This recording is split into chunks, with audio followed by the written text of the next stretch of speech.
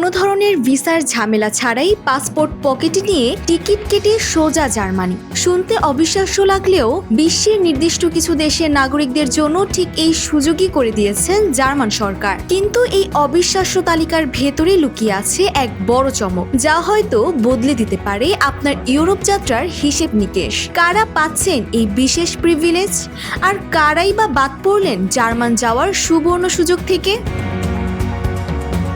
ইউরোপীয় ইউনিয়ন এবং সেনগেন অঞ্চলের বাইরে থাকা পৃথিবীর ৬২টি দেশের নাগরিকদের জন্য ভিসা ছাড়াই জার্মানিতে প্রবেশের সুবিধা দিচ্ছে দেশটির পররাষ্ট্র মন্ত্রণালয়। গালফ নিউজের এক প্রতিবেদনে জানানো হয়েছে, এই দেশগুলোর নাগরিকরা কোনো ভিসা ছাড়াই সম্পূর্ণ আইনি উপায়ে সর্বোচ্চ ৯০ দিন জার্মানিতে অবস্থান করতে পারবে।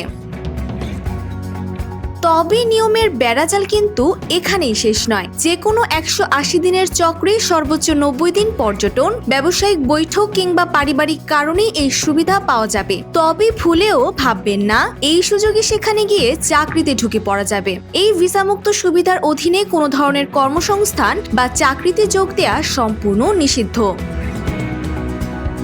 এখন প্রশ্ন হচ্ছে, এই তালিকায় কি বাংলাদেশের নাম আছে? দুর্ভাগ্যবশত উত্তরটি না। এই আকর্ষণীয় ৬২ দেশের তালিকায় বাংলাদেশের নাম জায়গা পায়নি। ফলে বাংলাদেশি নাগরিকদের জন্য জার্মানি ভ্রমণের নিয়ম আগের মতোই থাকছে, অর্থাৎ বৈধ ভিসা নিয়েই পাড়ি দিতে হবে ইউরোপের এই দেশে।